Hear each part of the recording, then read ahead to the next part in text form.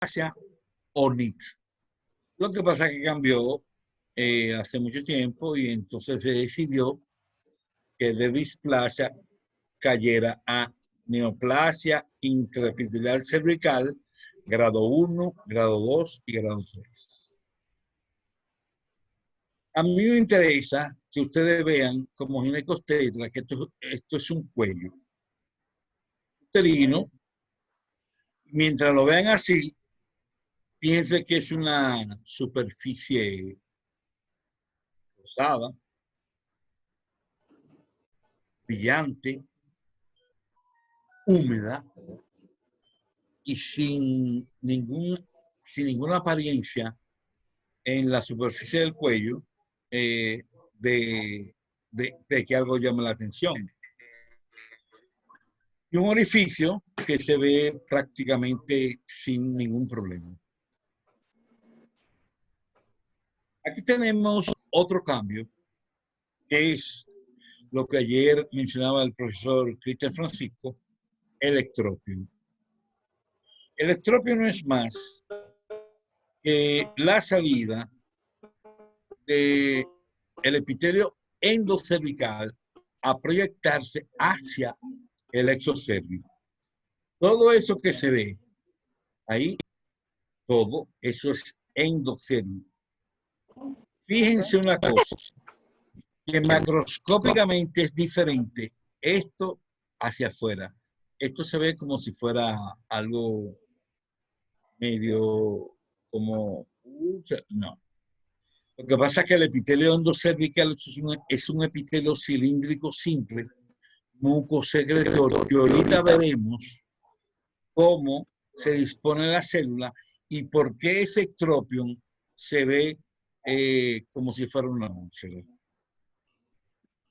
Cosa que no es cierto, porque es importante saber lo que es esto, que es epitelio escamoso, lo que es en el centro. Bien. La histología normal del exocervix está formada por células basales, parabasales, intermedias y superficiales. Si yo recibo una biopsia de cuello uterino y yo veo esta línea que se ve ahí, que se ve como una empalizada, esas son las células basales, que se ven como si fueran células cilíndricas.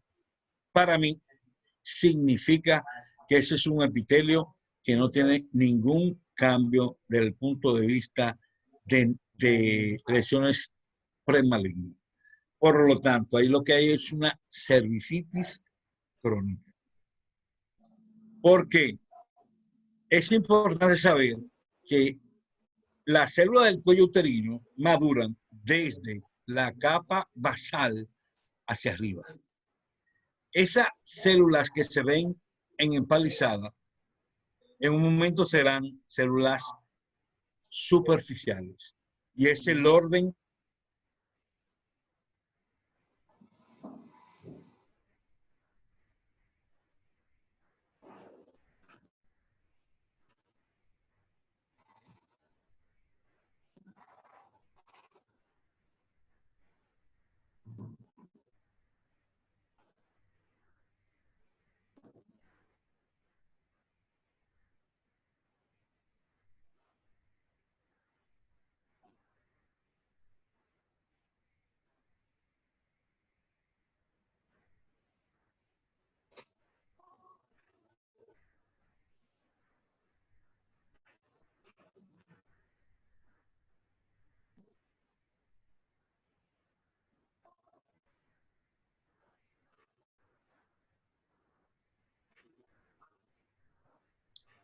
Doctor Berger, debe compartirnos nuevamente la pantalla. y lo que pasa es que se me fue la luz. Okay. Decía que estas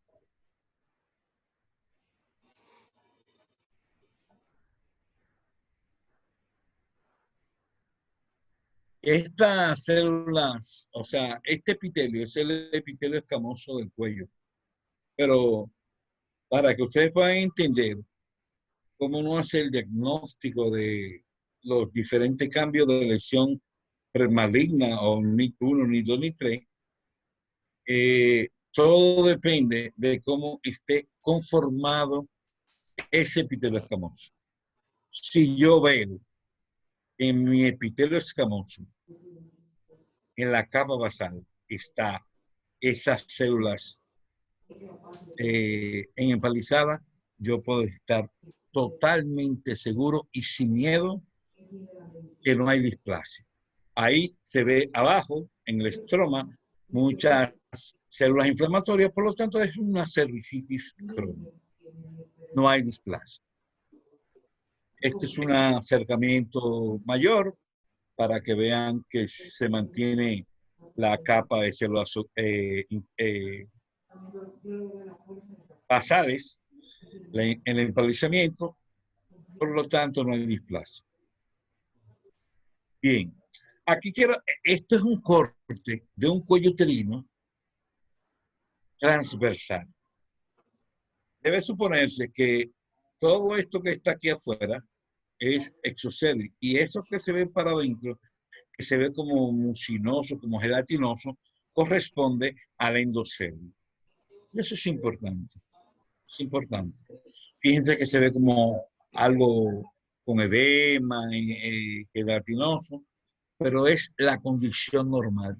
Por eso yo insisto, y no voy a cansar de decir en entrega de guardia, la macroscopía dice muchas cosas de lo que uno puede esperar.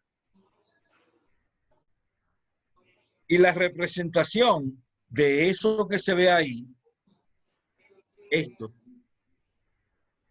corresponde histológicamente a eso. Porque eso es un epitelio cilíndrico simple, mucosecretor, que los núcleos de ese epitelio son basales y fíjense que arriba se ve algo como muy claro, porque ese epitelio produce mucina.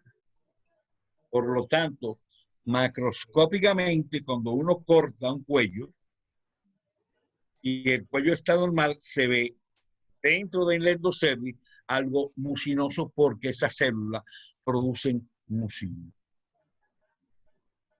Igual que esto que quiero significar, que es un epitelio también cilíndrico, simple, mucosecretor, y me interesa que lo vean para que ahorita hagamos la diferenciación en lo que es un epitelio normal y que es un epitelio patológico. Aquí es otro ejemplo de endocervix. Sin embargo, fíjense que aquí no se ve tan epitelio mucoso. Se ven varias hileras de células. Ahí podría ser o corresponder a una pequeña metaplasia escamosa. Bien. Y ahora la unión escamo-cilíndrica, que anoche con la presentación del doctor Cristian Francisco, yo hice una pregunta que cuál es la diferencia entre zona de transición y zona de transformación. La zona de transición es esta, es epitelio escamoso a mano izquierda y epitelio endocervical cilíndrico simple, mucosecretor, completamente diferenciado. Ustedes pueden observar que del lado izquierdo está un epitelio plano estratificado, no queratinizado, porque como es mucosa, no produce queratina. Sí quiero hacer una aclaración. Todo lo que es epitelio escamoso, independientemente de donde sea, están todos confinados desde el punto de vista embriológico, producir queratina. Por ejemplo, esófago, lengua, mucosa bucal, vagina, cuello uterino. Son epitelios escamosos, pero corresponden a mucosa y no se expresa la queratina. Sin embargo, piel, cuero cabelludo, escroto, son epitelios escamosos, pero expresan piel. Expresan queratina. Este otro ejemplo de unión escamocilíndrica, donde usted puede ver a mano derecha el epitelio escamoso, a mano izquierda el endocervical y abajo las glándulas endocervicales. Vuelvo a repetir el mismo campo que enseñó ahorita para que vean la diferencia, que si se ve afuera, por ejemplo, esto que está aquí corresponde a exocervi y esto que está aquí corresponde a endocervi. Sin embargo, que aquí adentro se ve algo como gelatinoso que no se ve aquí. Simple y llanamente porque el exocervi es un epitelio escamoso queratinizado, epitelio escamoso no queratinizado, por lo tanto, es diferente al epitelio endocervical, donde sí se produce mucina, y entonces por eso se ve en el interior algo gelatinoso. Aquí lo mismo, a pesar de que ya a mano izquierda se ve que no es solamente una sola hilera de células, sino que aquí hay varias hileras, por lo tanto ahí hay una metaplasia escamosa. Pero la unión del epitelio escamoso con el epitelio cilíndrico sigue siendo la unión escamocilíndrica. Igual aquí. Aquí se ve perfectamente la unión del epitelio exocervical, que es un epitelio escamoso, plano, estratificado, no queratinizado, y aquí empieza la diferenciación de un epitelio cilíndrico simple, secretor, que corresponde al endocervio. Igual aquí, de una forma más mayor de aumento, para que vean la diferenciación. Y vuelvo y repito, fíjense que los núcleos de la célula son basales y se ve algo apical, que es la producción de mucina. Ya aquí es diferente.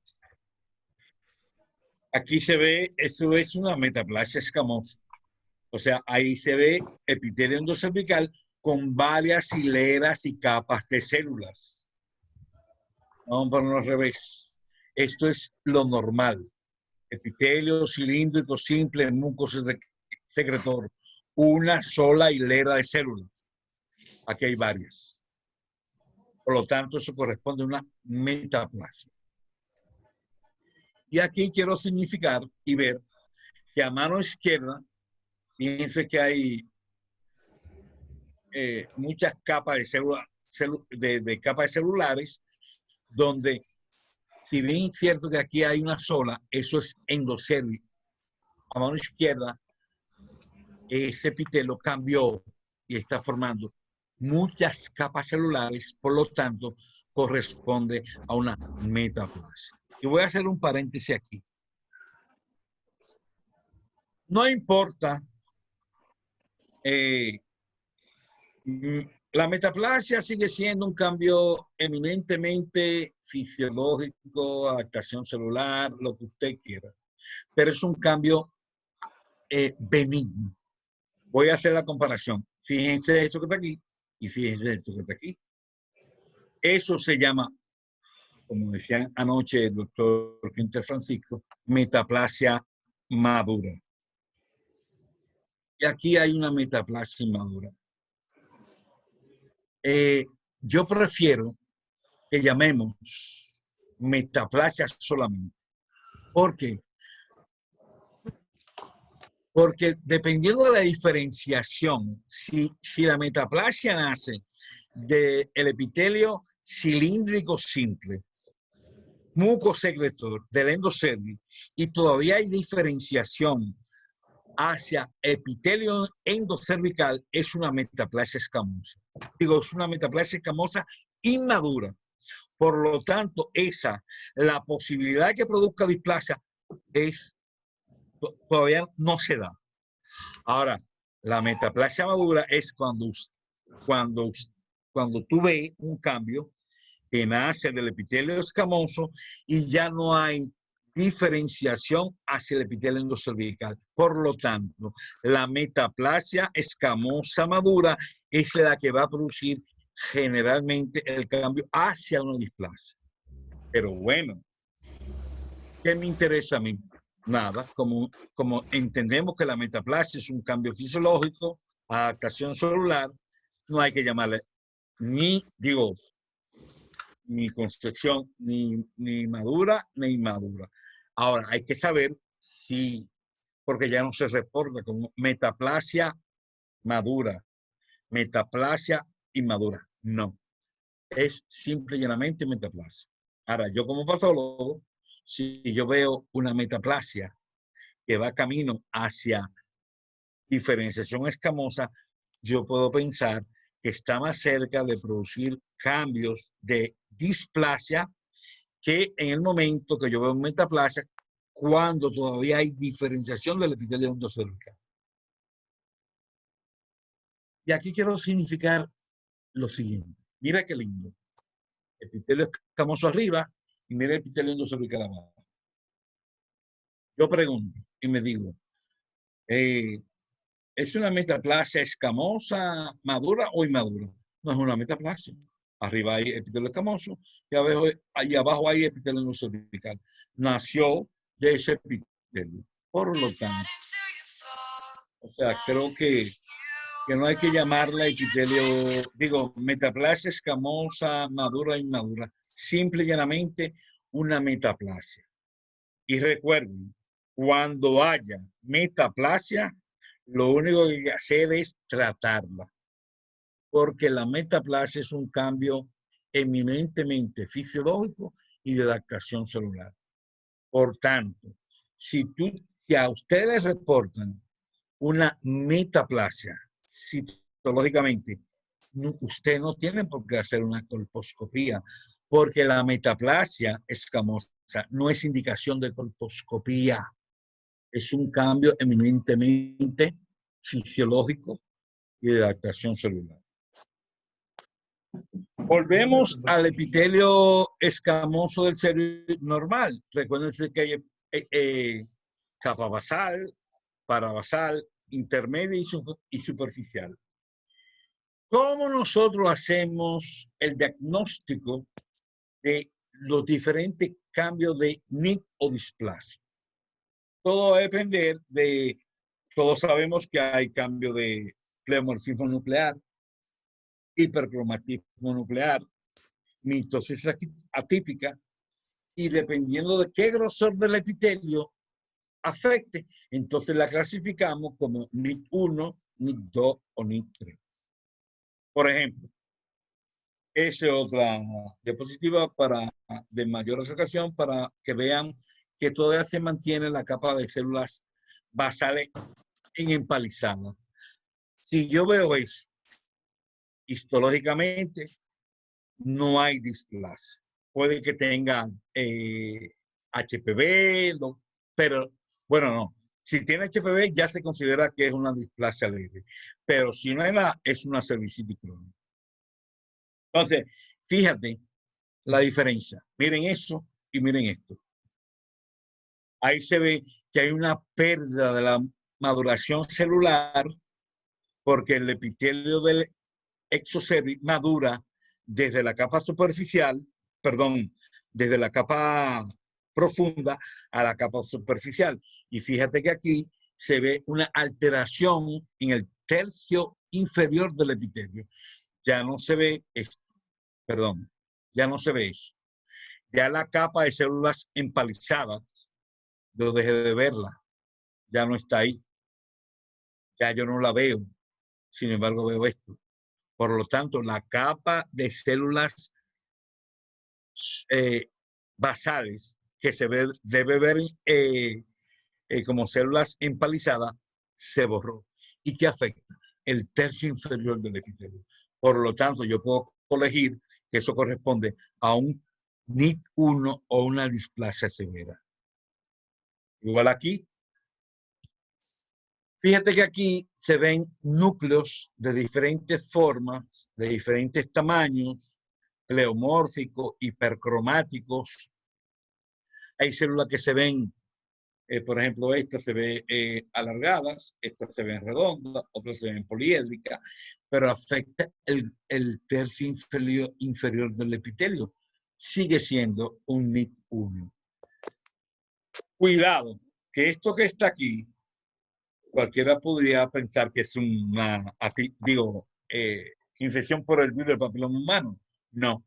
Mientras más arriba se ven las células, eso lo que corresponde es a glucógeno. Yo digo, por ejemplo, esta que está aquí podría ser un cambio con los ciclos. Pero esto que está aquí arriba es normal porque esas células van madurando y mientras más arriba están, lo que se hace es que se llenan de glucógeno. Aquí ya tenemos un ejemplo de una displasia moderada o un NIT1. Fíjense que aquí es el tercio inferior.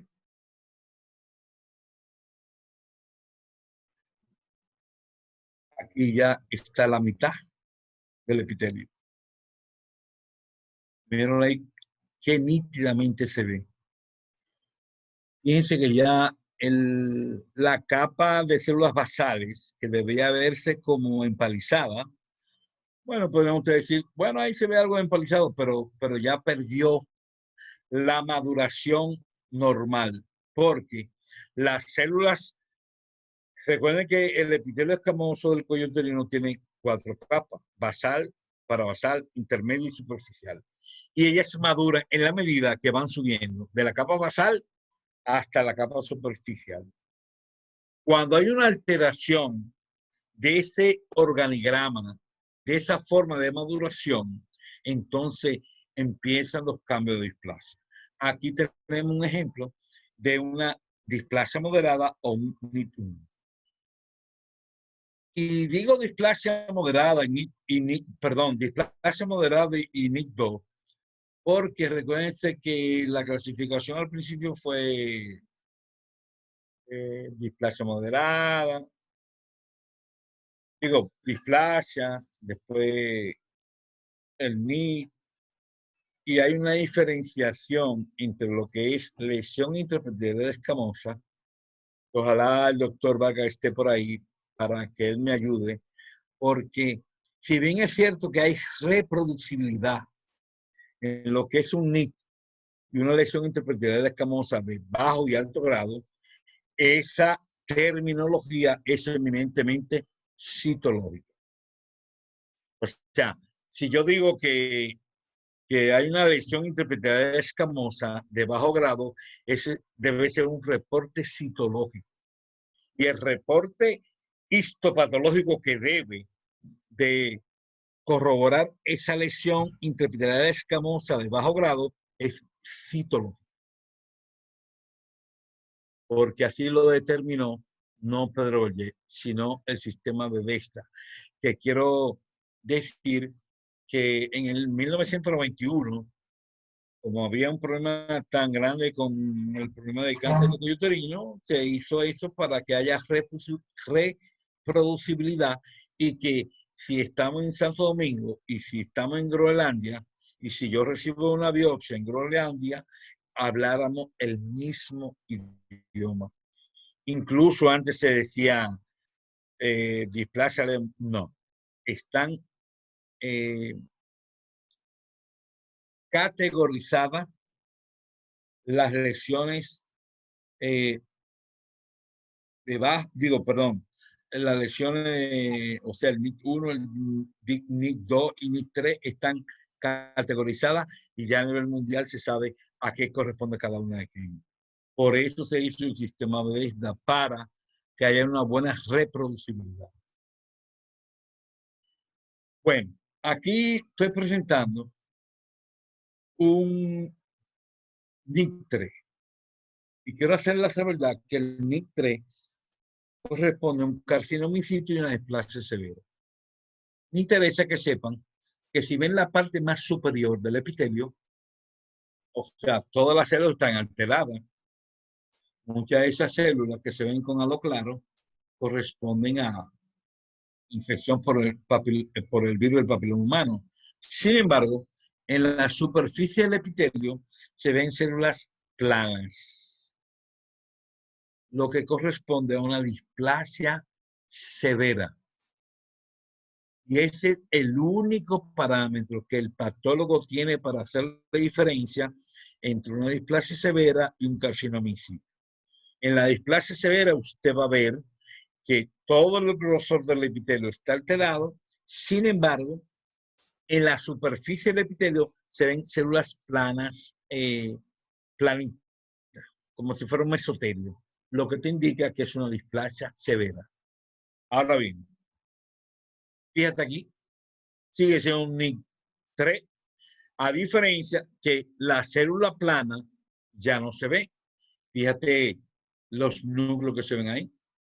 Fíjate esto.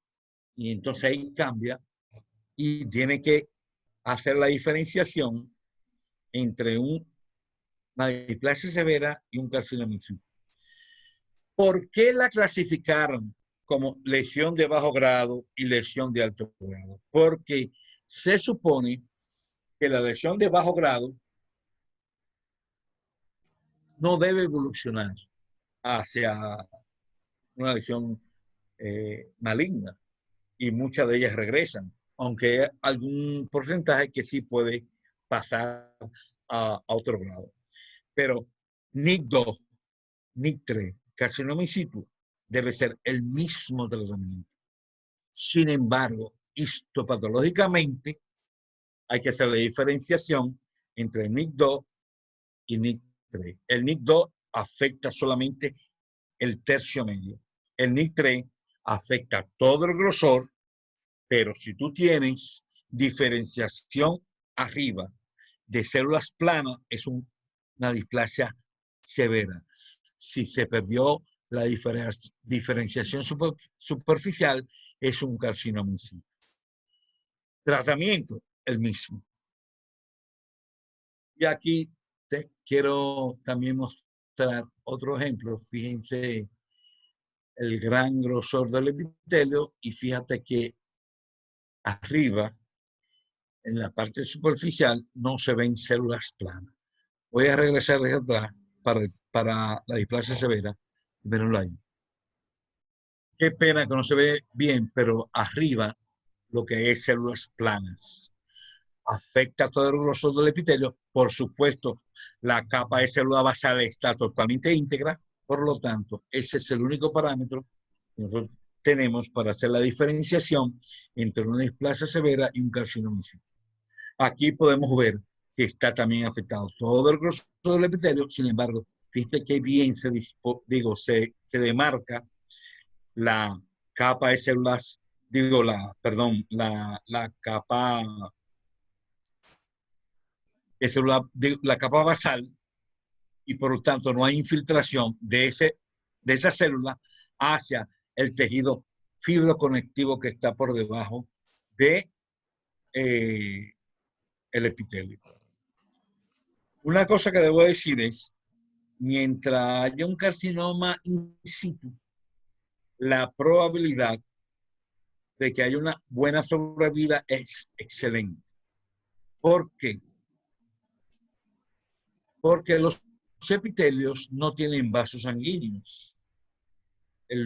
Los epitelios se nutren de los vasos sanguíneos que están por debajo de la membrana basal, es lo que le da la irrigación al epitelio.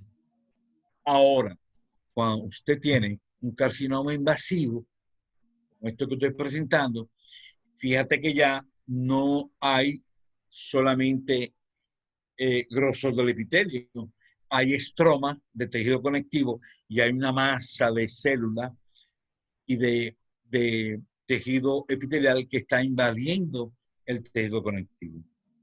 Por lo tanto, la sobrevida cambia en la medida que la lesión sea in situ o sea invasiva.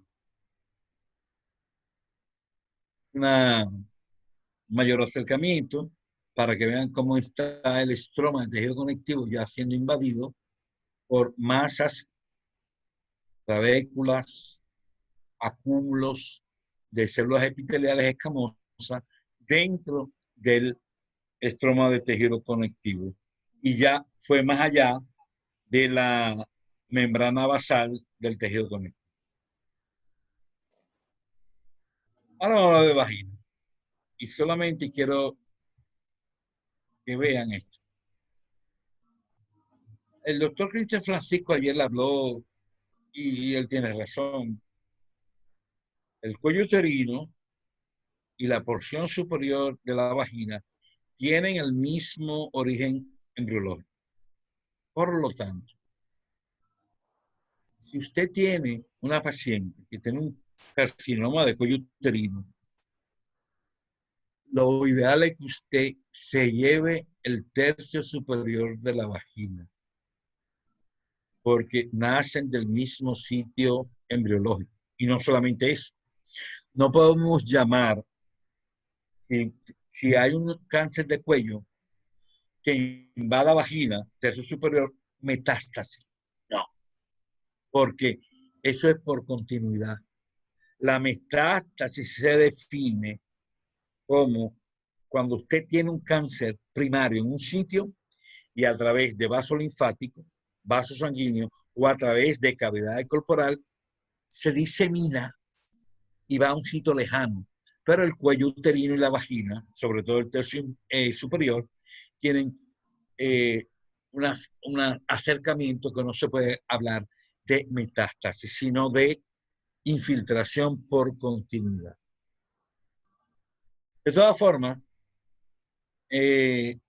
lo que me interesaba a mí que ustedes entiendan que el patólogo, no, perdón, citólogo, colposcopista y patólogo debemos estar aunados y unidos y hablar un mismo idioma.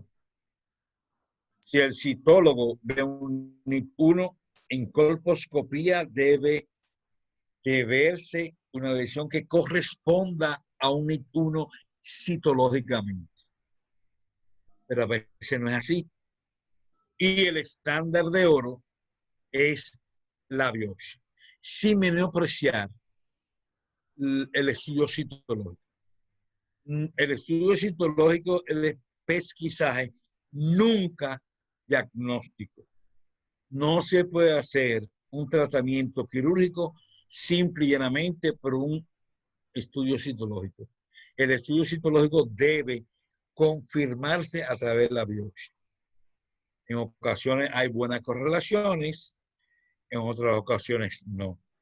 Pero siempre que haya divergencia entre la citología, la colposcopía y la biopsia, que es el estándar de oro, debe revisarse tanto citología como colposcopía, porque la biopsia es el estándar de oro. De todas formas, muchas gracias y agradecido por todo. Muchas gracias, doctor. Antes de pasar a las preguntas, para que los participantes sepan que por favor cuando terminemos la sesión de preguntas e intervenciones, no salgan de una vez que se va a pasar lista. Doctor Vergés, una pregunta de parte de los participantes.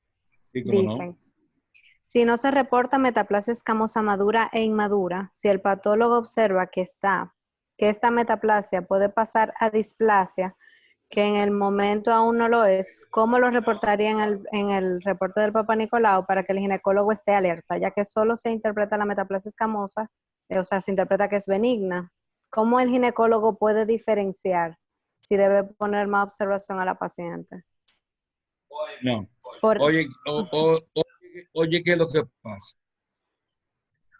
O sea, nosotros estamos en el deber de reportar cuando una metaplasia se ha convertido en displasia. Recuerden, la metaplasia es un cambio de adaptación celular donde una célula cambia por otra. Por ejemplo, el epitelio cilíndrico endocervical está formado por una sola hilera de células. Y la metaplasia va a formar varias hileras de células, pero todos los núcleos van a ser regulares. O sea, en una metaplasia tú puedes ver varias hileras de células, pero todos los núcleos son redondos, hipercromáticos, pero regulares. A lo que yo me refiero regulares, que todos son de una misma forma. Perfecto. Sigue siendo una metaplasia. Cuando tú en una metaplasia ves núcleo ovalado, fusiforme, redondo, te está diciendo a ti que esa metaplasia va camino a una displasia.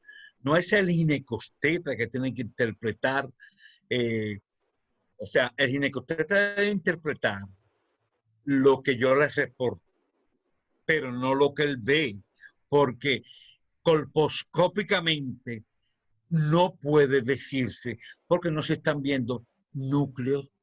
Colposcópicamente no se ve núcleo. El patólogo tiene que decirle al ginecostetra si es una metaplasia displásica o simple y llanamente es una metaplasia. Y lo único que uno puede decir si va camino a una displasia es los diferentes cambios celulares que tiene la metaplasia. Porque todos los núcleos en una metaplasia deben ser redonditos, regulares e hipercromáticos. En una metaplasia displásica ya tú estás viendo un núcleo de diferente forma y tamaño, es decir, pleomorfismo nuclear, hipercromatismo nuclear y mitosis, que pueden ser atípicos o no. Por lo tanto, desde el punto de vista colposcópico, eso no se puede ver. Eso te lo da el reporte histopatológico. Ok, muchas gracias, doctor. Tenemos otra pregunta. ¿Qué conducta debo tomar si en una paciente con tratamiento para metaplasia escamosa, aún en 2 citologías siguientes, sigue saliendo con este hallazgo histopatológico? Metaplasia. Sí, en caso de que la traten. Absolutamente nada. Porque si sigue siendo una metaplasia y no hay por qué hacer, mira, ni siquiera colposcopía, ni siquiera biopsia, porque te sigue dando un cambio metaplásico. Cuando te digan, y tú entonces debes tomar una muestra, hacer una colposcopía, pero siempre y cuando el cambio sea metaplásico, no hay que hacer absolutamente nada. Pero quiero decir algo. Eso no lo dice Pedro Vallés, eso lo dice el sistema Bethesda. O sea, quiero aclarar que no es Pedro Vallés, sino lo que dice el sistema Bethesda. ¿Me entiendes? Sí. Mientras sea metaplasia, que sigue siendo un cambio fisiológico, te salió una vez, 2 veces, 3 veces, nada, no hay que hacer tratamiento, absolutamente nada. Igual que el NIT1.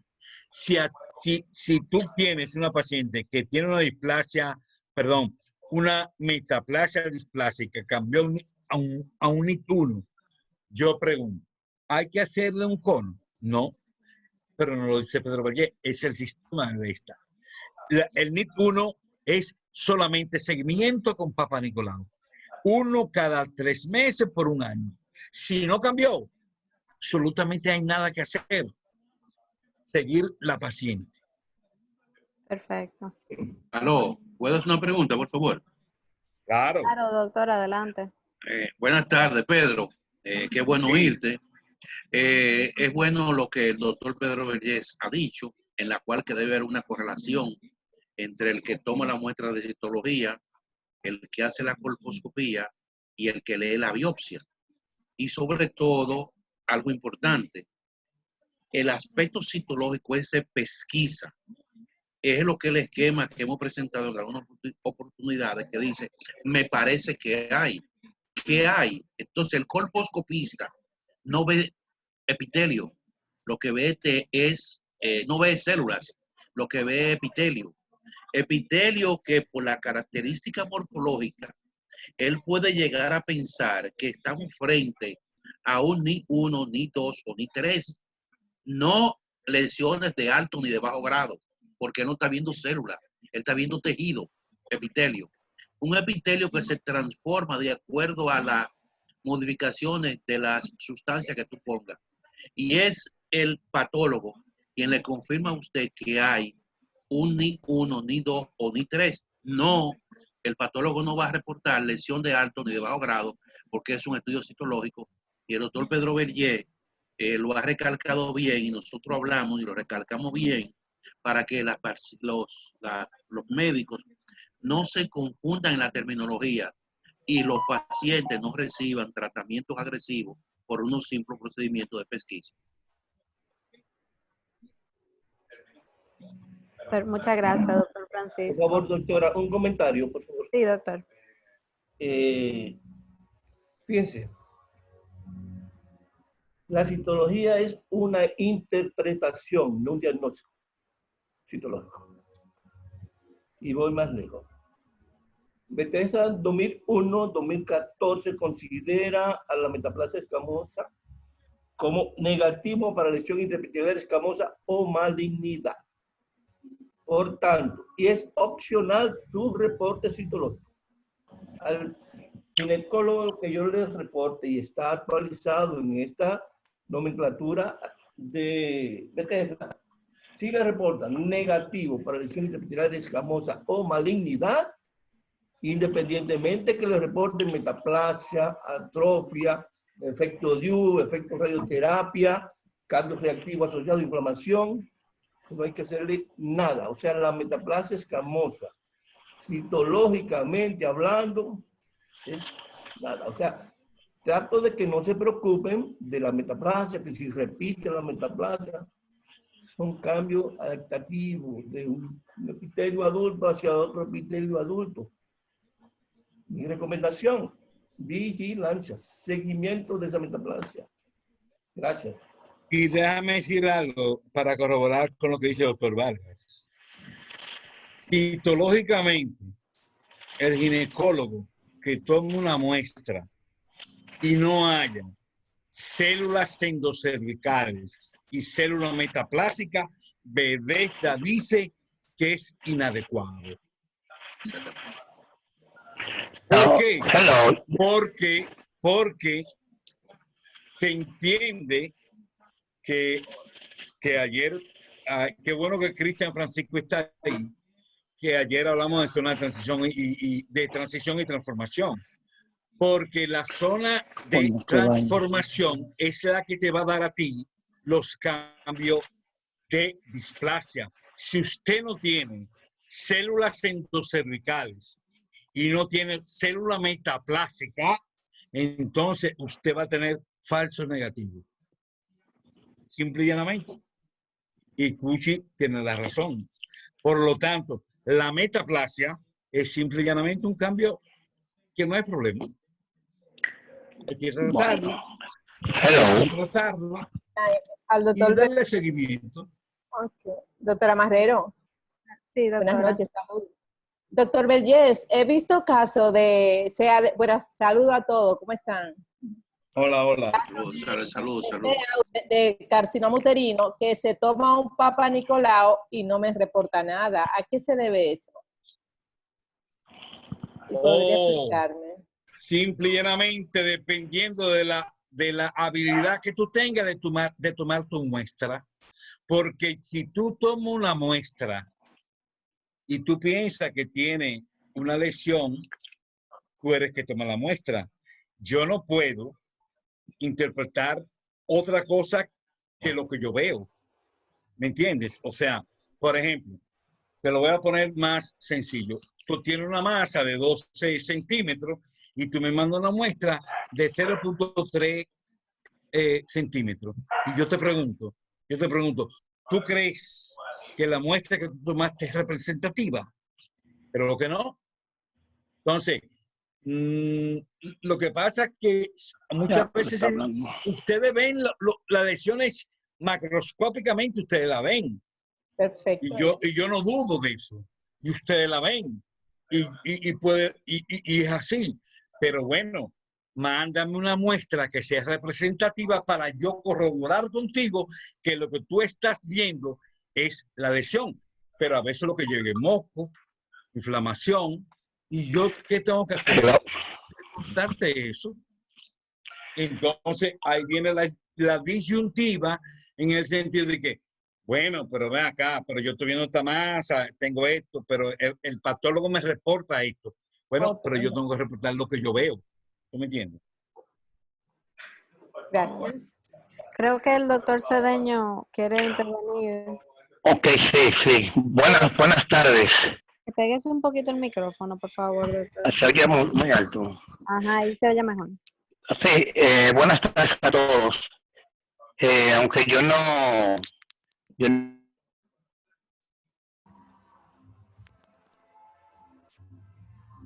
No te oye. No lo escuchamos, doctor. No te oye, Cedeño.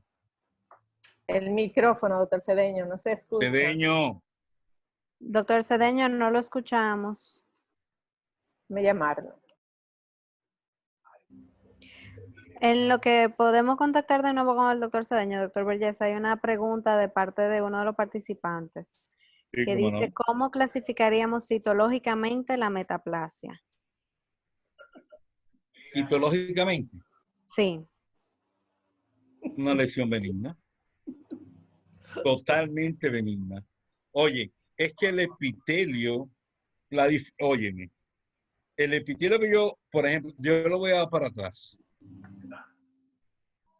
A ver si puedo subirlo. Bueno. Una cosa es citología y otra cosa es biopsia. Citológicamente, cuando tú ves una metaplasia escamosa, tú ves que las células del endocervix se ponen redonditas y media gorditas. Pero citológicamente sigue siendo una metaplasia.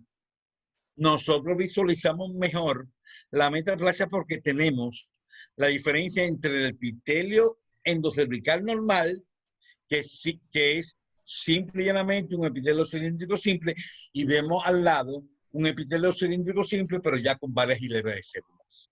Pero citológicamente es exactamente lo mismo. ¿Me entiendes? Y debe interpretarse sin ningún tipo de preocupación.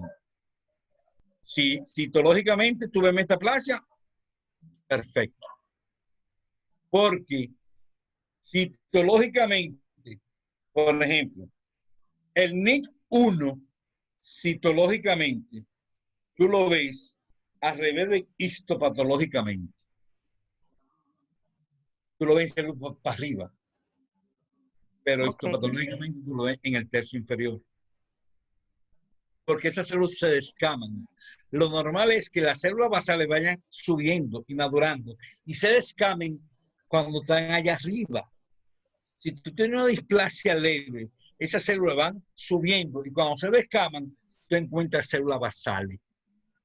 Pero si tú tienes una displasia moderada, tú encuentras los cambios en células intermedias. Y cuando tú tienes un carcinoma in situ o una displasia severa, tú lo tienes en células superficiales, citológicamente. Doctor, me escribe ahora la persona que hizo la pregunta y aclara que la pregunta es porque se ha hablado de metaplasia escamosa y metaplasia displásica. Y también se habló de metaplasia madura e inmadura. Entonces hay una confusión. No. O sea, yo hice perdóname, hice referencia a lo que decía el doctor Quinter Francisco ayer, que él mencionaba metaplasia madura e inmadura. Yo como patólogo no reporto eso. Yo reporto simple y llanamente metaplasia. Una cosa es metaplasia madura y otra cosa es metaplasia inmadura. Por ejemplo, para que me entiendan, la metaplasia inmadura es el epitelio escamoso, el epitelio endocervical, que hace varias hileras de células, pero todavía tiene diferenciación a epitelio endocervical, o sea, epitelio cilíndrico simple. Y la metaplasia madura es aquel epitelio endocervical, o sea, epitelio cilíndrico simple, mucosecretor, que ya no tiene diferencia de epitelio endocervical. O sea, se ha madurado. Y esa es la que tiene mayor probabilidad de hacer displasia. ¿Entiendes? Ahora, ¿qué fue lo otro que tú me dijiste de metaplasia? Utilizar, la Que metaplasia. se habló Entonces, también. esa metaplasia madura se va a convertir en una metaplasia displásica que no va a regresar. Porque siempre la metaplasia, antes de ser displásica, va a ser un cambio eminentemente fisiológico y eminentemente reversivo. Adaptación celular. Perfecto, muchas gracias, doctor. El doctor Cedeño, no sé si ya recuperó el audio. Vamos a ver, ¿se oye ahí? Sí, lo Sí. Sí, escuchamos. ahora, doctor. sí. Ok, aunque entré 10 minutos más tarde, te puede saludarlos a todos. El doctor Bellier, dentro de su ponencia, él hablaba de la evolución del NIT hasta displasia, hasta carcinoma in situ, pero de ahí saltó al CA infiltrativo. Yo siempre digo a los residentes que en el carcinoma in situ, al infiltrativo debe de atravesar la membrana basal y en ese intermedio del infiltrativo al carcinoma in situ al infiltrativo está la entidad de la microinvasión. No sé si él habló de la microinvasión del carcinoma dentro de la evolución del mismo. Pero si no lo dijo, se habla de una microinvasión cuando hay una penetración hasta 5 milímetros y una extensión de 7, Sí, una extensión de 7 milímetros. sí, Ya cuando sí. Perdóname, Sí, ya cuando ha atravesado la membrana no, basal completa, entonces es infiltrativo. no, ok, oye, yo solamente Ajá. hablé de in situ e invasivo. Ahora, Ajá, sí. tú tienes razón porque hay microinvasivo o no. Ahora, ¿qué nosotros tomamos como consideración? Dos aspectos. Tú puedes medir de la superficie del epitelio hasta donde se mete el carcinoma o de la membrana basal hacia abajo. Y tú puedes decir si hay 1, 2, 3 milímetros y ok. Claro, tú tienes razón cuando tú mencionas que porque hay casos que son microinvasivos, pero uno tiene que verlo. Y el único parámetro que hay es la membrana basal. Entonces, tú puedes medirlo del epitelio de superficie o puedes medirlo de la membrana basal hacia el tejido conectivo y lo mide en milímetros. ¿Te entiendes? O sea, y tú debes, digo, yo debo de hacer la observación de dónde estoy midiendo. Si desde el epitelio superficial o de la membrana basal. Tú tienes razón. No, la medición es a partir de la membrana basal, no es del epitelio superficial, de la membrana basal. No, perdóname. Pero perdón, te estoy hablando, o sea, quizá para ustedes, pero nosotros cogemos los dos parámetros. O del epitelio de superficie hasta donde infiltra, o de la membrana basal hasta donde infiltra. Y por eso te acabo de decir que nosotros hacemos la recomendación, decimos de dónde tomamos el parámetro de infiltración. O lo cogemos del epitelio superficial o lo cogemos de la membrana basal. Porque eso es un parámetro para ustedes saber cuál va a ser el tratamiento que van a hacer. Bueno, realmente cuando usted lee el LAFIGO, ustedes se van a dar cuenta que es a partir de la membrana basal. Lo otro es, no sé, el doctor, lo otro es que una biopsia, conociendo que el epitelio cervical, el epitelio escamoso, mide alrededor de 2 milímetros. Los libros hablan de que la muestra no debe de ser menos de 2 milímetros, sino mayor de 2 milímetros, precisamente para evaluar la membrana basal, si hay infiltración. Una muestra, una biopsia que no sea mayor de de 3 milímetros, no va a haber, el patólogo no va a poder evaluar la membrana basal. Y las pinzas que nosotros tenemos, la Tisler y eso, según he leído. Eso no depende de mí. Eso depende de la No, muestra claro que no, eso depende de quien tome la muestra. Eso depende de quien tome la muestra. Y eso hay que decírselo a los residentes. Una muestra, si es muy superficial, no te va a dar los diferentes extractos del epitelio ni tampoco la membrana basal. Claro que es una falla técnica de quien toma la muestra. Ahora, doctor Cedeño, también en realidad el patólogo analiza lo que usted le mande. Y si usted no le manda muestra, casi no la va a ver. Ahora, si usted le manda muestra, de la que usted le mande, usted no tiene que decirle de donde usted la toma, que la analiza. Correcto, eso es lógico. Pero no, yo no estoy hablando del patólogo, yo estoy diciendo lo que debe de ser. ¿Entiende? Ya. Pero ustedes no tienen razón. Claro, la muestra debe de ser mayor a 3 milímetros del epitelio exocervical. Lo otro es que una citología, parece que son las que usted dijo, que una citología debe estar es representativa cuando los dos epitelios están presentes. No el endocervical y el metaplásico, sino el exocervical, sea en la condición que esté, y el endocervical. Siempre el cuello debe ser estudiado en ambos epitelios y ser tratamiento principalmente para dar los tratamientos. Y lo de la metaplasia, fíjense. Sí. Déjame decir algo, Cedeño. Y partimos que de la zona de transformación es que se van a formar los diferentes cambios de lesiones premalignas y el cáncer. Nosotros no tenemos que partir del epitelio escamoso. No. ¿Por qué? ¿Para qué? No. No es incluso citológicamente. Si tú tomas una muestra de citología y no hay células endocervicales y no hay células metaplásicas, no sirve para nada. ¿Qué me importa que hayan células escamosas si no hay células endocervicales y metaplásicas? Esta muestra no sirve para nada.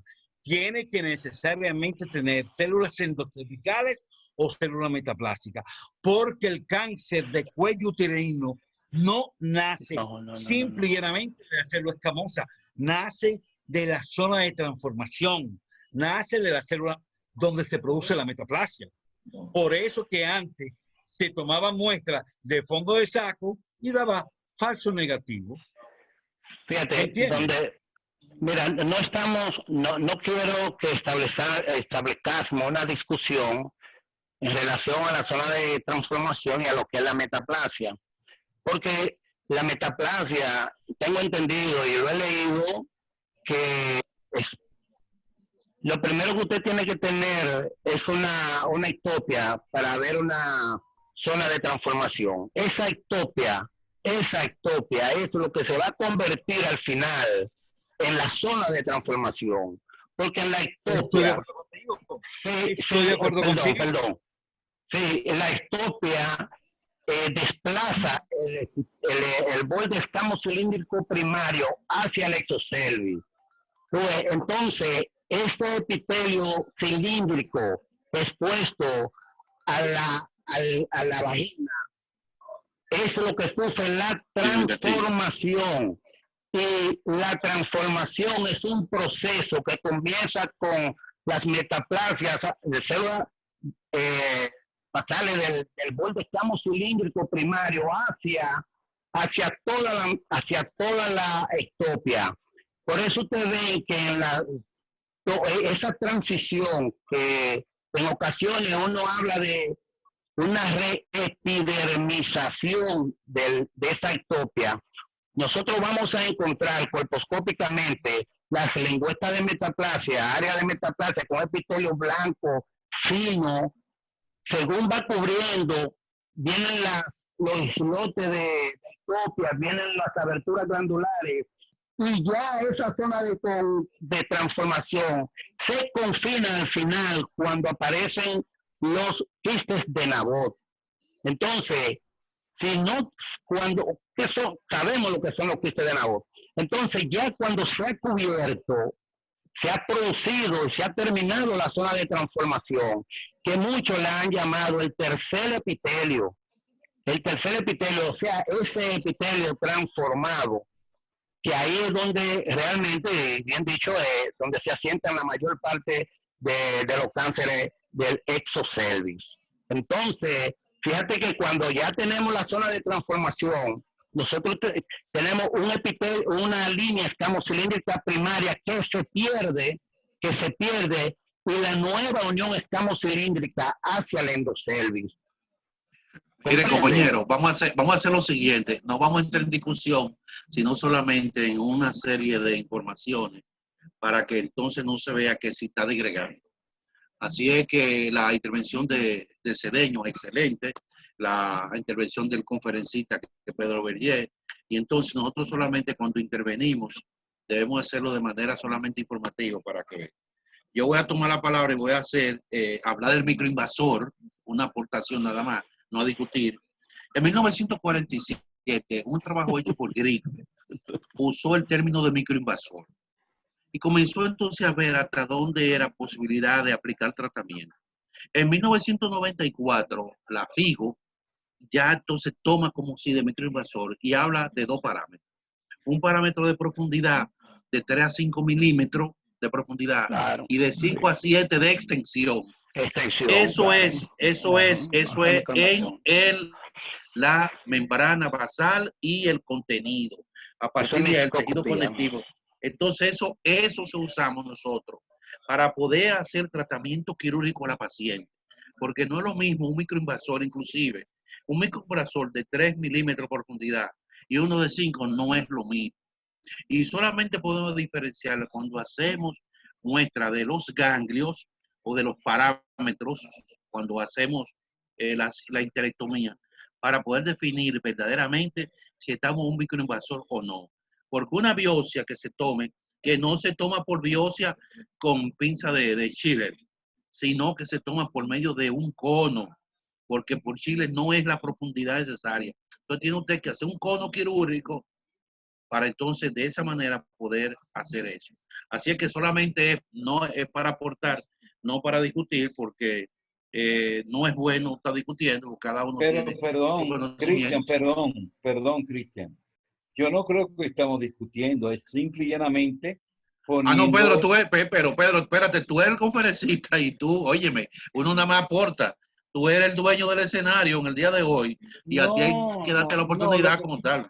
No, lo que pasa es que tú dices como discusión, no es discusión, o sea, por ejemplo, tú aportas, Cedeño aporta, yo aporto, ¿tú entiendes? O sea, no es discusión, sino simplemente yo creo, y lo más importante es que lleguemos a un consenso en el sentido de que hablemos el mismo idioma. Por ejemplo, yo nosotros en el hospital, Pedro, nosotros en el hospital no tenemos inconveniente, porque hemos trabajado y todos hablamos el mismo idioma. ¿Tú me entiendes? Cedeño, Vargas, tú y yo y cualquier otra gente que ha llegado a BU cuando estaba allá, si teníamos el mismo idioma y las interpretaciones y los procedimientos eran igual. Nosotros nunca operamos pacientes por un reporte citológico nada más. Entonces, claro que no. Nosotros, eso le sirve a los muchachos que están en el auditorio para que ellos vean cómo nosotros trabajamos, y suerte de la vida es que ahora estamos dispersos y ahora nos hemos reunido para aportar lo poquito que podemos saber cada uno. Y nos hemos llevado excelentemente bien a nivel personal y mucho más a nivel profesional, porque hemos hablado el mismo idioma siempre. Sí. Claro. Doctor, tenemos otra pregunta de uno de los participantes. Que pregunta, si un patólogo reporta metaplasia madura y sugiere colposcopía biopsia, ¿qué conducta como ginecólogo debería tomar? No, es que, bueno, yo, si lo reporto yo no indico colposcopía, porque la metaplasia no es indicación de colposcopía. Yo, mi opinión y mi criterio. Que otro lo haga, bueno, yo creo que no debe hacerse una colposcopía por un reporte metaplásico. Ok. Muchas Pedro, gracias, doctor. es que el citólogo ni el patólogo tiene que indicar al ginecólogo lo que tiene que hacer. ¿Qué, Pedro? No, yo entiendo que dependiendo de lo que yo te reporte, tú debes de actuar. Ahora, eso está a opción tuya, porque para mí no es indicativo una colposcopía porque una paciente tenga metaplasia escamosa. Si tú Pedro. quieres hacer la colposcopía, bueno, es tu criterio. Mi criterio es que no debe hacerse colposcopía. Muchas gracias, doctor. ¿Podría ¿Hay algún? opinar sobre eso? Claro, doctor, adelante. Fíjese una cosa. La indicación de colposcopía son las siguientes. Primero, papanicolaos anormales o alterados. Segundo, cuando clínicamente se sospeche una lesión y el papanicolao esté negativo, entre comillas.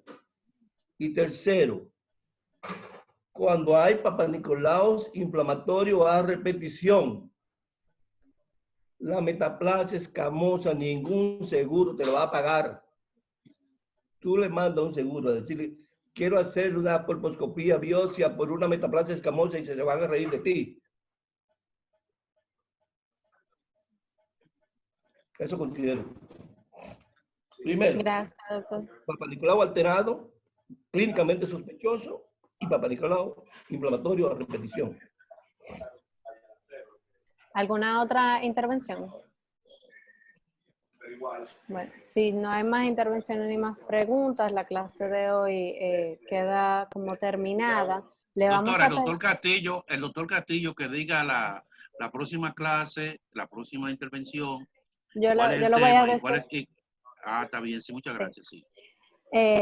Queremos pedirle a los participantes, antes de terminar, que cuando entren a la clase pongan por favor el nombre y el apellido antes de entrar para que se pueda pasar lista simplemente a medida que vayan entrando y luego al final de la clase. Mañana vamos a continuar el curso con el tema de toma de la muestra citológica, calidad de la toma citológica, a cargo del doctor Eddie Vargas. Muchas gracias a todos. Pasen buenas noches. Bien, gracias por todo, ¿eh? Nos vemos, hermano Cristian, hermano Cuchi, hermano Los Cedeño. demás- Pedro los Bellé, demás- Pedro Bellé, Cedeño, No va, Conchi, como Excelente, siempre. Bellé, gracias. Doctor Francisco, un abrazote. Rita, un abrazo, cariño. buenas noches, maestros. Buenas noches para todos. ¿No va a pasar lista Marrero a los muchachos? Ya, ella dijo que El sí. doctor Bor lo fue haciendo, doctor. Ah, bueno. Chao, Castillo.